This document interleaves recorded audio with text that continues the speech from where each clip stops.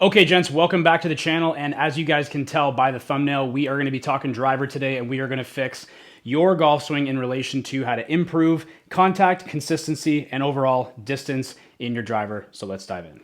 So one of the best drills that we can do to ensure that we are hitting the club face more consistently is making sure that we are having the same arc or the same bottom of the arc in the golf swing. So as an example, if you're constantly hitting behind it, if you're constantly hitting in front of it, then we're going to run into some issues. So why does that happen? So more often than not, golfers will, when they get into their driver stance, their iron stance, they use both of their feet to create pressure, and when they do that, they're creating a lot of force this way, and they're creating a lot of force this way. Well, how do we hone that in?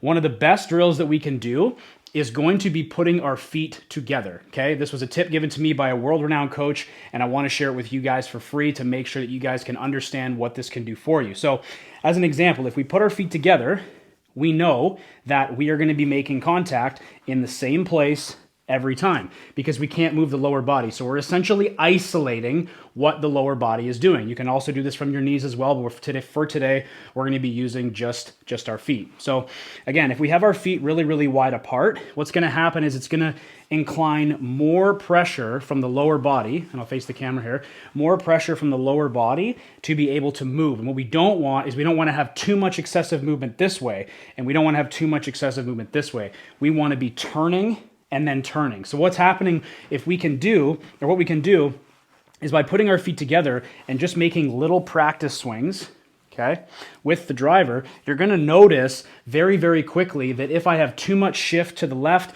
or too much shift to the right, you're going to notice very quickly that I'm going to fall over and or lose my balance, and that's what we don't want. But the beauty about this drill is you don't need any equipment for it. So when you guys are hitting golf balls, practicing with your driver, you're going to be putting your feet together and making a full swing to a full swing, making some contact with some balls if you want, building some awareness. So what this is going to teach you guys is, like I said previously, we're going to get out of this big shift to the right and then big shift to the left. And as you guys can see, as I make these swings, I'm always going to be hitting the same part of the, not necessarily of the ground, but I'm going to be making the same bottom of the arc every single time that I do this. So the next time you guys go to the driving range, let's practice making big full swings with our feet together.